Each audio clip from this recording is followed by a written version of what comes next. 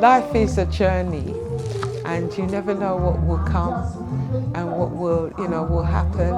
But you just take each step as you go along in this journey. Okay, thank you. My name is Dee, and I'm the owner of the Jerk Cafe on the Strood High Street. It's been a dream for over 22 years. We moved into the borough of Medway. I used to commute from Medway to London because there was no Caribbean food restaurant, or we could get our actual ingredients in Medway. So we've had that in mind for a number of years, but it was about 4 years ago that I had the opportunity to take redundancy because I was a professional teacher at the time. And there was a note in the window in the restaurant, and it said restaurant for hire. So I don't know, I think I had an epiphany, or just something just came to me to say, why don't you open up a Caribbean restaurant? So I went home, asked my husband, and he said, yeah, we could do that, let's try. I phoned the owner of the shop, and he actually said, yes, you can take the shop. And that's how the ball started to roll. We started from that day. We opened 2017. We were really amazed and surprised how many people turned up on the actual launch day, and how many people in the area actually love Caribbean food. My husband is from Jamaican origin, and he loves jerking. Jerk is a season that you marinate your food with. It's cooked on a jerk pan. So he loved jerk, he always loved jerk. So we thought, why don't we just centre around good, and he cooks jerk really well. So we said, why don't we just call it Jerk Cafe? When my auntie informed me she was going to open a restaurant, I was very surprised. It wasn't something I was expecting her to do, but at the time I was in college and I also needed some money, so I would come down Friday night from London and work. So Friday evening and then Saturday, and then I'll go back to London on Sunday. I'm from Guyana. We do a lot of curries, so we put in, if you notice in our menu, we have curry mutton and curry chicken. And so having the Guyanese influence and the Jamaican influence put together, that's how the actual business took off. We've got the curries, we've got the jerk, the Jamaican rice and peas.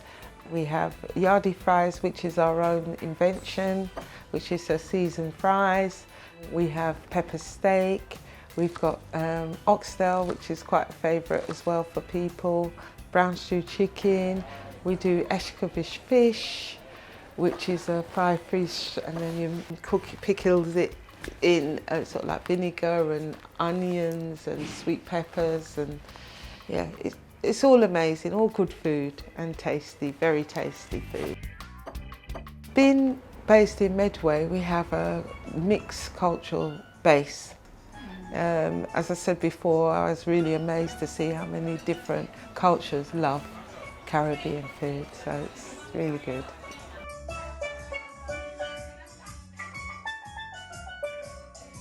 So yeah, my name's Courtney. My name's Adrian. So we run a car company, which is just 5 minutes around the corner. Like it's car sales, wrapping. It's called the Lux Sort of Group, and we come here probably, I want to say 4 times a week, probably to just eat, because it's the best food around.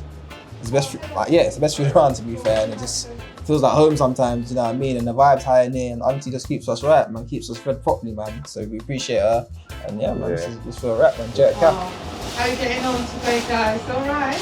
Yeah, very well, thank you. Got your cakes there as well. My mother, unfortunately, she passed away in 2016. She handed over the baton and legacy of her cooking. She was a chef, qualified, and she could cook all different nationality dishes.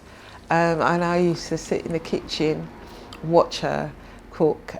She was also an avid baker. Her cakes were absolutely delicious. that side I didn't sort of pick up because my cake's is not as good as the actual savoury side. My basis of my cooking has come from my mother. She had her own business in London, and I would sometimes help her, although I was still doing my teaching career. I would go in and help her at times. Although she's not with us, she's probably looking down and saying, "Go on, girl, you could do it." You know, she's probably there encouraging me to do it. It was, I think, around April time 2021, when a passerby, actually 4 o'clock in the morning, was passing the shop, and he saw some flames and smoke coming from the building, and he used the initiative to phone the fire brigade straight away, and they came out within 4 to 5 minutes. We only found out that the shop had been burnt, I think it was about 7:30 in the morning. My son, my eldest son, he phoned and said, "Mum, the shop's on fire, had a fire," and we kind of jumped out of bed and thought, whoa. So when we arrived, we saw the fire brigade and the firemen, and they cordoned off the area. But they did their investigations, and they found out the fire was caused by electrical fault from one of the fridges. So it's nothing that we could have, envisaged that would happen. Yeah.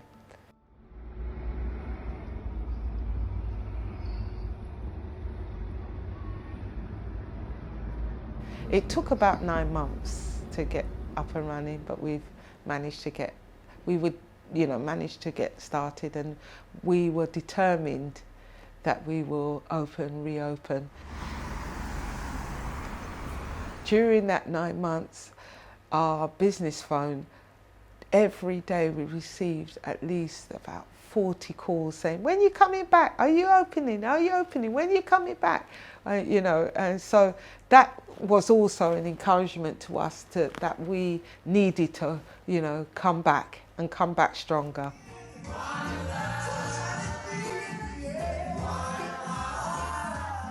Well, it taught me to just keep striving, keep enduring, and keep pressing, and keep continuing to do what we were doing, and also that people actually loved our food. That's what it taught me. It taught me that you can do it, and we, sorry, it might bring tears to my eyes, that we are actually affecting and influencing the people in the area with our Caribbean food, with the food that we cook. And it is a legacy that my mum would have loved to see, that I would have loved her to see me do. Yeah, sorry, I don't want to cry.